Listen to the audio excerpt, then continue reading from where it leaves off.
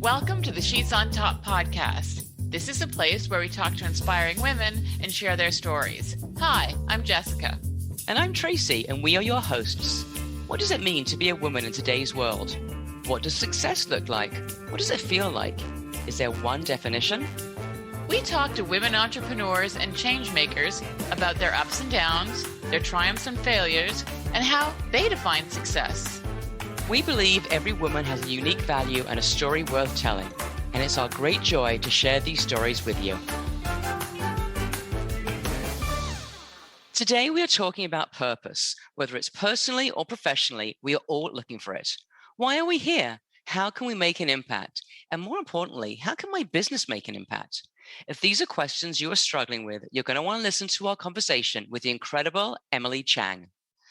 Emily is a CEO who's worked with global brands all over the world, including Starbucks, Apple, and Procter Gamble. She recently released a very personal book called The Spare Room, where she shares her story of offering up her home to numerous children from around the world, often with really challenging backgrounds, and the impact the experience had on her and them. Reading her book is a roller coaster ride that will forever change you. She shares stories of incredible suffering, triumph, hope, and the importance and impact each of us can have on someone else's life. She believes in what she defines as socially purposed leadership. And in her book, there are steps that you can take to define what that is for you. Every once in a while, you have a conversation that changes you. That's what this was for us.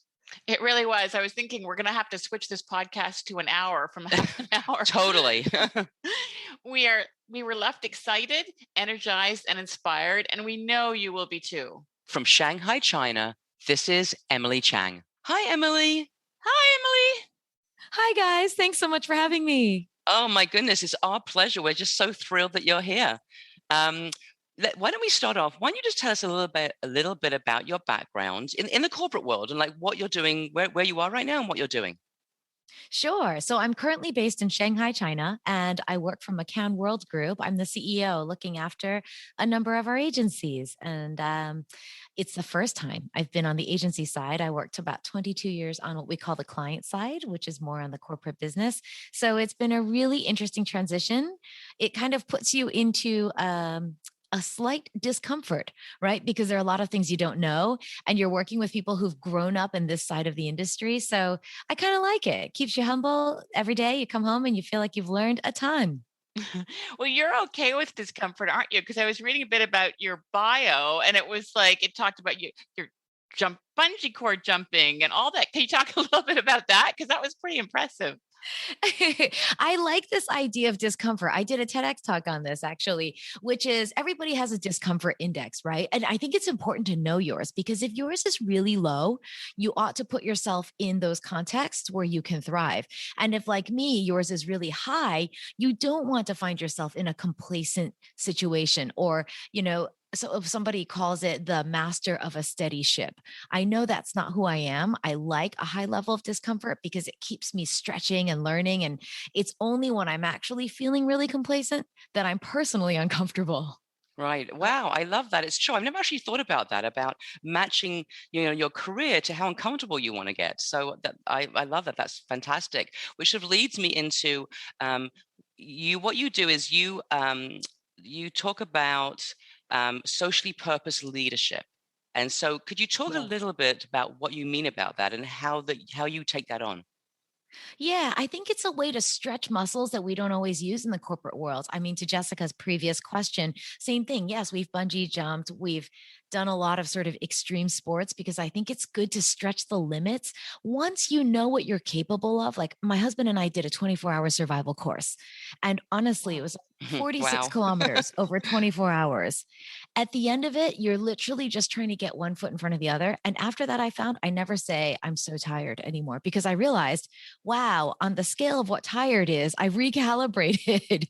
And in the same way, in the corporate environment, we have certain muscles we're so used to flexing.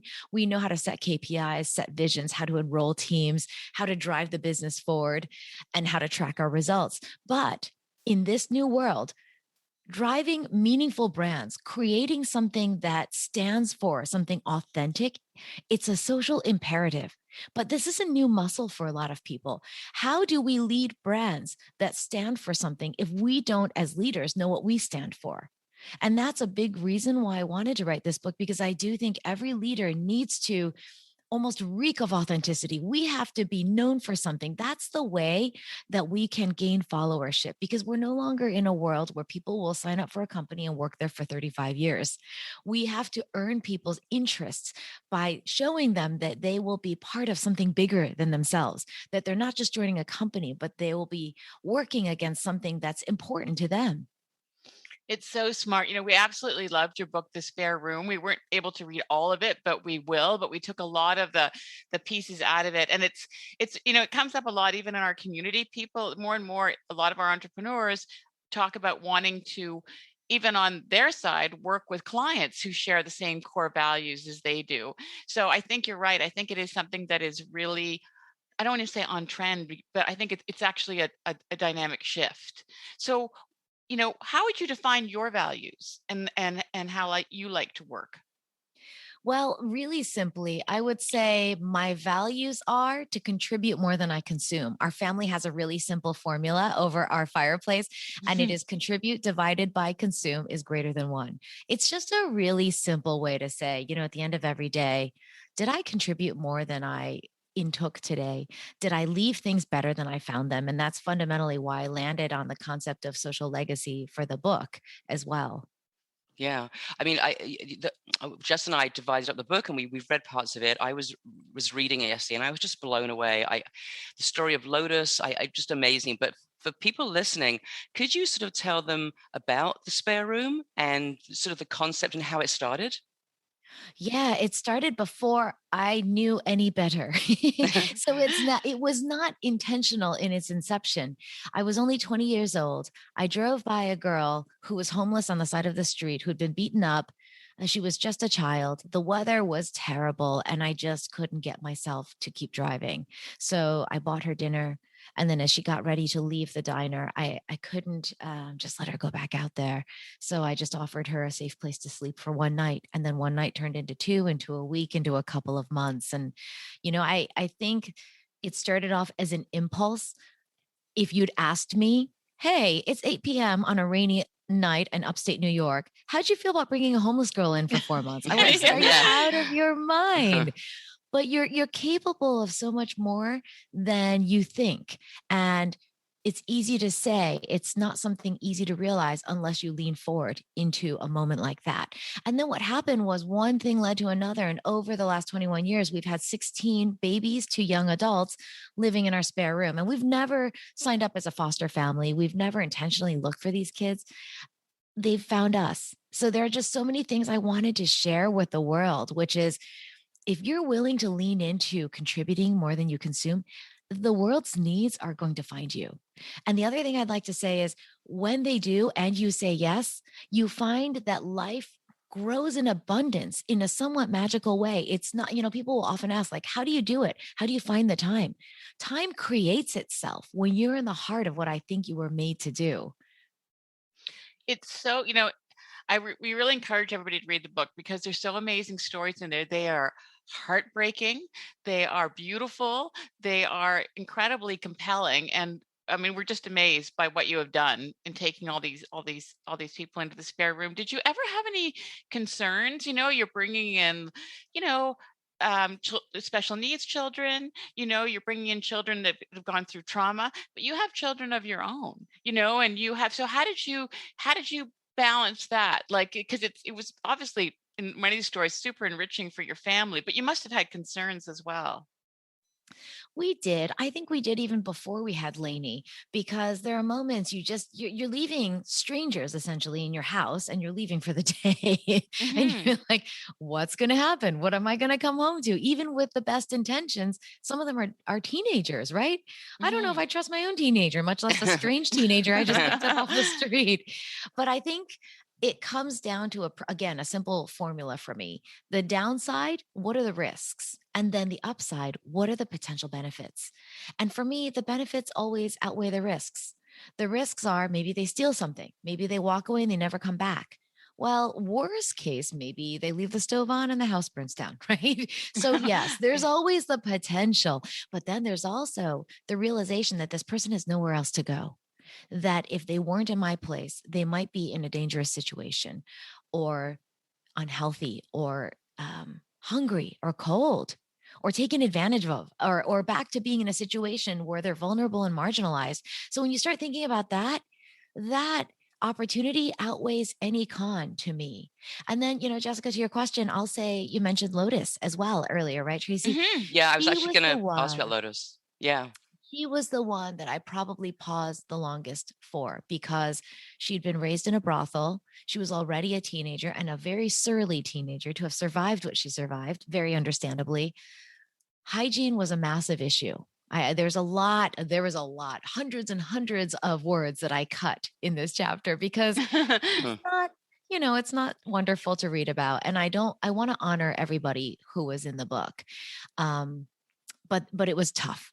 And I was concerned about hygiene, about cleanliness. They were sharing a bathroom, the girls.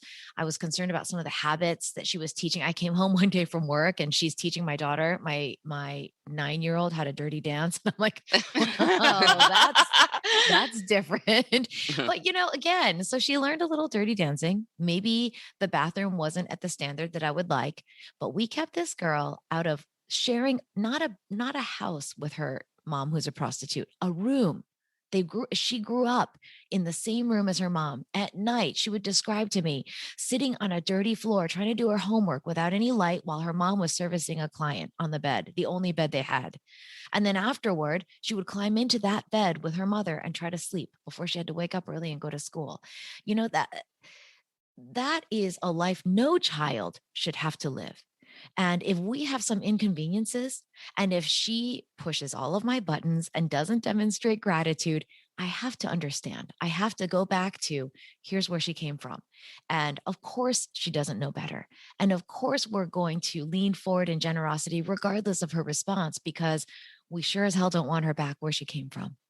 No, Absolutely. and talk about what happened as a result, right? Because the way she felt, the education process. Can you share that story about the result of you taking her in and where she went? Oh, I just got goosebumps when you said it because that gave us goosebumps too when we were reading the book. Wow. I didn't know that much about the Chinese educational system. I knew it was very competitive because there are just so many people. You have to figure out how you're thinning the crowd, right? As they advance. But I grew up in the US and we take an SAT, standardized. What is it? A standardized test of some sort. Yes. We're Canadian, so we don't have to know. That's right. That's right. But it's a standardized test that allows you to test. Maybe it's scholastic aptitude test. Does that sounds right? really good. I used to teach it, so shame on me. But yes, we have to take that to get into college. And the type of college we get into is a little bit contingent on the scoring, right? Now in China, they have the same test even to get into high school from middle school. So many kids who don't test in are done at the age of 14 and they go out and they find labor because those are the options here. Not that we don't put a high value on education. It's just the system, as much as it can be structured to accommodate the volume of people today. So Lotus was testing what they call the zhongkou, which is the middle test in order to get from middle school into high school. Nobody in her family has ever tested this test. Nobody's ever gone into high school. And the scoring works such that you have to have a perfect score of 600 out of 600 in order to go to one of the top schools. You have to score a minimum of 400 plus out of 600 to go to what we would call like a trade or an apprentice school. And anything really below that, you don't go to school. And the other thing that I think is really challenging is a child has to forecast their own test score. So for instance, I have to say, I think I'm going to get a 450. So I'm going to go apply for these trade schools. And then you match it up and you wait for your test scores to come in. If you happen to have a great day and you overtest and you score a 500, you may not go to school because you've over forecasted and your scores are overqualified for the school you applied for. Imagine that. That's crazy. Wow. Yeah. Yeah. On the other hand, of course, if you don't deliver on the score that you set, then you don't get to go to school either. So for Lotus, when she came to our house, she had the class's lowest scores. She was scoring like a 130. Oh, I mean, a 130. at that point, nobody had any hope of her really continuing on. And the other thing that I learned is in middle school in this last year, when you're preparing for the zone call, you don't actually have any classes. Every single day you take a practice test. That's what you're doing for an entire school year. You're Wow. taking practice tests. Now, of course, you're going to learn as you figure out your mistakes, but every day they take a test. And then for her school, not every school, they would have a WeChat group, which is sort of like a WhatsApp, for instance, and all the parents are in there and they would post the scores. And the lowest score Mm. is gently, sometimes not so gently humiliated. And because she doesn't have parents who are engaged, I was the mom. And so every day I would go into the WeChat group and it'd be like, Lotus's mother, step it up. She scored a 135 again. So I felt her pain and I felt how challenging this was for her, but she's really smart. And just living with us and speaking English, her English score started to increase. Her math scores, she was very smart in math, but just hadn't had the basics or the sleep or the ability to do her homework and learn. Her math score started to increase dramatically. And, within a couple of months, she was doubling her score. Now I know it's still under 300. It was like a 250, 260, but that's impressive. And we started to encourage her and we started to get her a tutor. And this period was really challenging because there's a fair amount of fear, right? There's a fear of failure. And so she would sometimes self-sabotage and she would Mm. not show up for a tutoring session, or she would just start screaming at me and say, well, I don't want to do this anyway. Who needs to go to school? Even if I get into high school, I'm sure as hell not going to college. So why bother? And you understand that, right? Who doesn't have that fear in some form of their life throughout their own development? And ultimately, I'm incredibly proud of her because she continued on and she ended up scoring about a 400. So we Wow. helped her think through her scores and she forecasted about a 400, 420. She applied for a couple of trade schools and, she never touched me. She was not very friendly with me. She was very friendly with my husband, as you might imagine, which was not super fun, but we all understood. It's what you have so much learned behavior. You just don't know other ways to operate Mhm. per what you've seen. So she came home one day, and what would always happen was I came home late from work and she came home late from school. My husband and my daughter had already eaten. So basically, Lotus and I would meet in the kitchen and we would just kind of eat leftovers standing over a counter. And that was the first time she proactively reached out and touched me. She hugged me. It was Oh. because she said, Emily, I got a 440. And I said, well, what schools did you end up forecasting? And she got into trade school. And 2 years later, she graduated an accountant.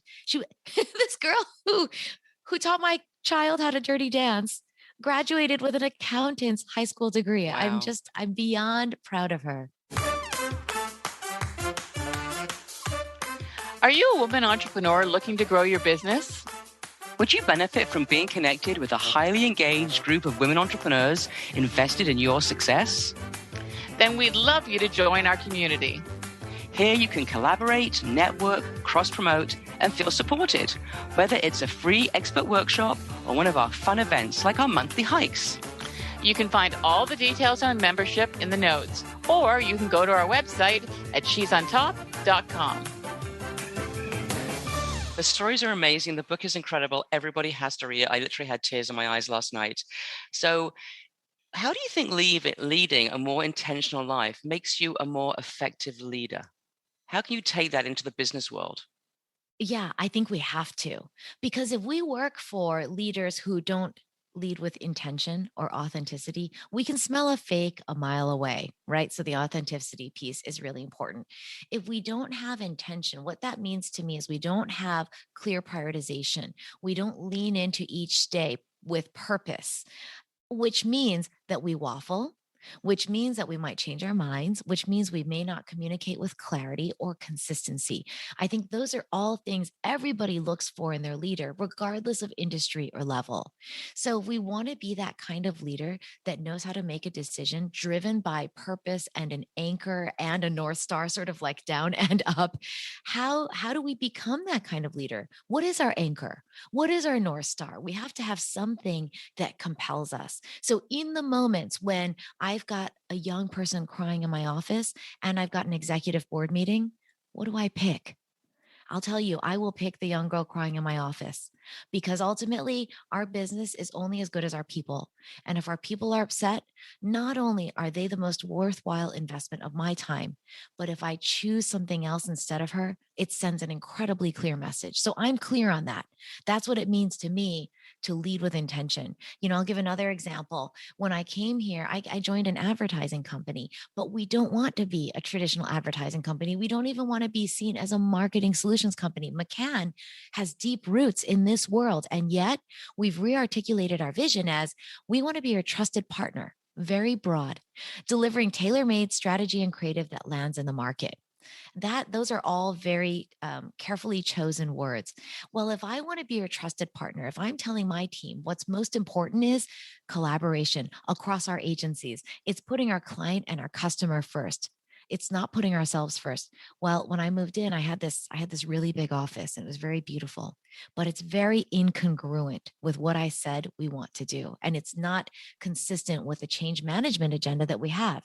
So if I really want to lead with intention, I'm going to have to make some choices as well, because those visual cues are what people look for. You can talk a good talk, but if you don't walk the walk, everything falls flat on its face. So I ended up giving up my office. We ended up giving up half that floor, which, by the way, buys you a little cost relief, right? So people don't have to work quite so hard. Or when they do work so hard, they know that the money's not being poured into Emily's office. It's coming back Mhm. to the company, and then we can hire more great people. And I ended up moving into a small office, moving downstairs with the teams, and then opening up those window spaces so that the teams can have the best views and collaborate with each other. For me, that's leading with intention. That's saying, I'm going to make a choice. And not every leader would make that choice. And I'm not saying you have to give up your office and move into a small box, but I'm saying it depends on what your change management agenda is or what your leadership agenda is. How are you leading with intention and making those choices joyfully and smoothly because you know what drives you?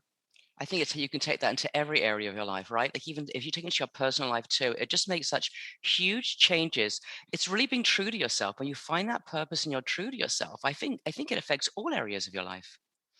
It does. I will say sometimes, especially on LinkedIn, I'll post some pretty vulnerable things. And that I think I started before Brene Brown because she completely revolutionized our vocabulary. And I remember there were moments, I will confess, where I'm like, am I being too unprofessional? Am I being too vulnerable? Is this, but at the end of the day, I saw the responses and I saw people's engagement, and I saw that it helped people. And I thought, well, I can only be me then. And in the future, if a company says we don't want to hire her because she's a little too real, or maybe she's a little perceived as soft because she's emotional and she engages at this level, well, then maybe that company's not a good fit anyway.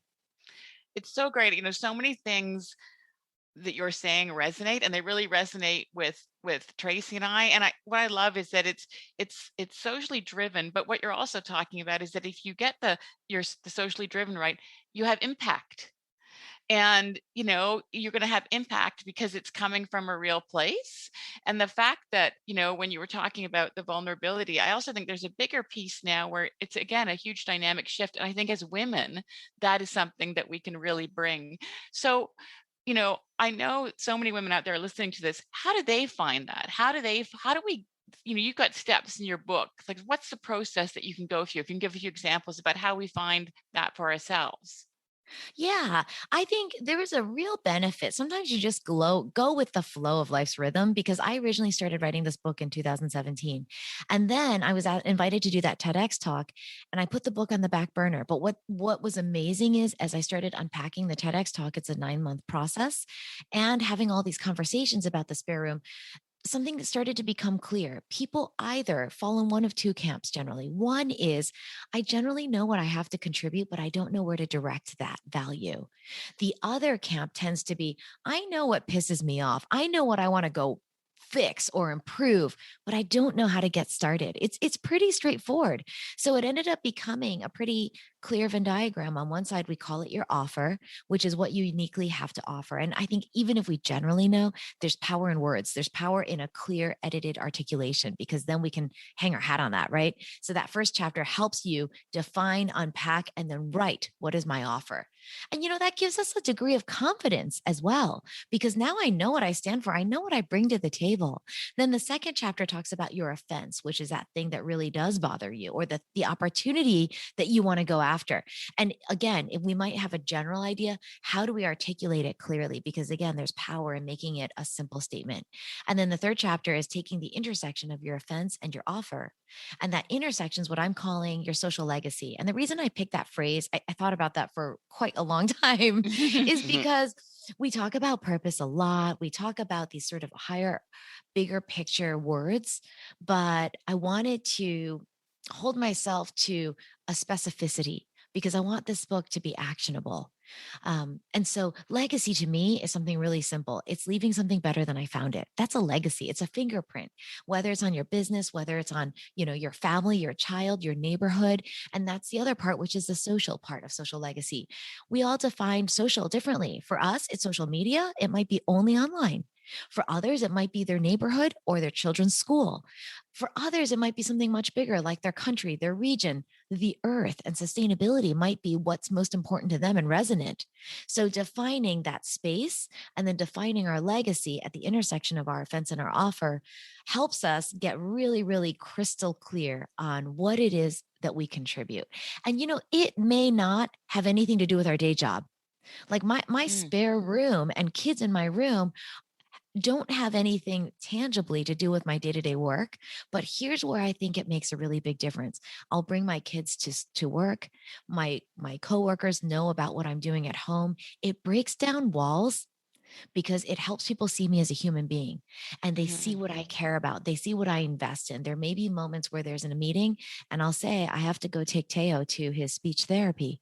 And they're like, who's Teo? And it opens a new dialogue and it helps people understand that I am a leader. I'm here to deliver on our KPIs. I'm here to support our teams to success. And there's this other part of my life that's really important and it's meaningful to me. And I hope it's meaningful to the people who share our home.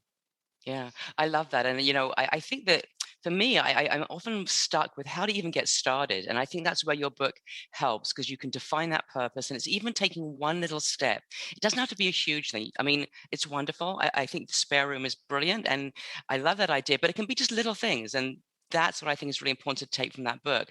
But I have another question too. Can your purpose evolve? Or do you feel you're born with one purpose, that's it, and you've always known it? Or can it evolve over time? I'm sure it can evolve. And what's interesting is as I was interviewing other people for this book, Tracy, so it's not just our stories, but it's stories of 10 other people in different Absolutely. walks Yeah. of life, different countries, different industries, different levels. Everybody is extraordinary. Truly. I believe everyone is designed to do more than deliver against these sort of what society tells us are success metrics, like it's a certain family structure, it's a certain title, it's a certain household income.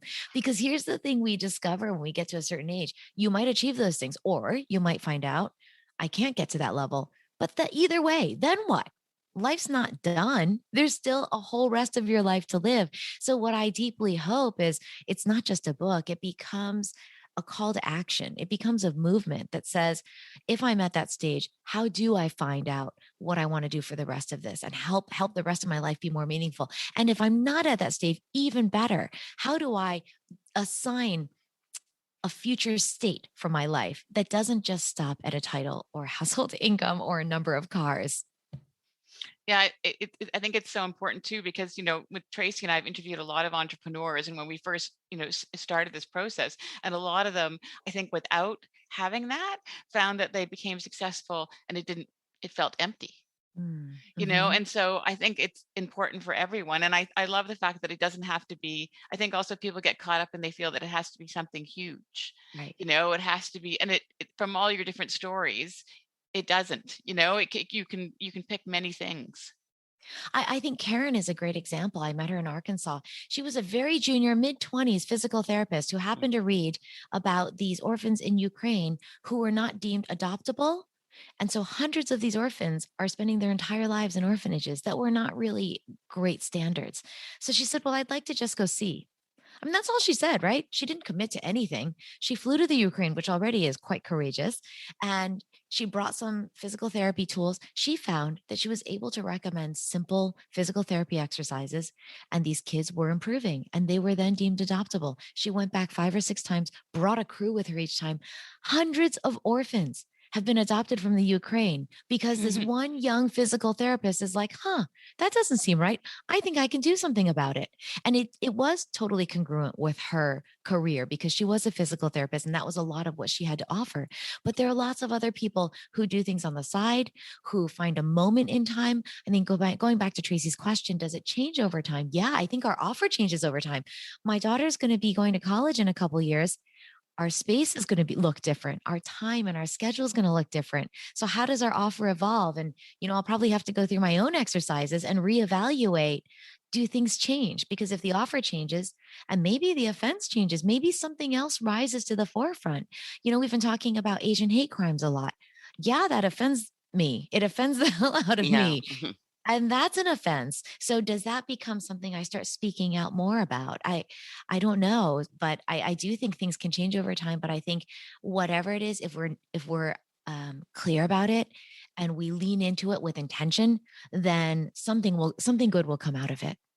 I think it's so smart, and I think in all the stories, one of the themes that run through me too is that we really don't realize how powerful we are, because we're all powerful. We all have something that we can offer. And I think sometimes even in the stories, we're actually afraid of that power, Right. that it's amazing what we can achieve, like you were saying with the young girl who started to back away when her scores went higher because it requires us to evolve.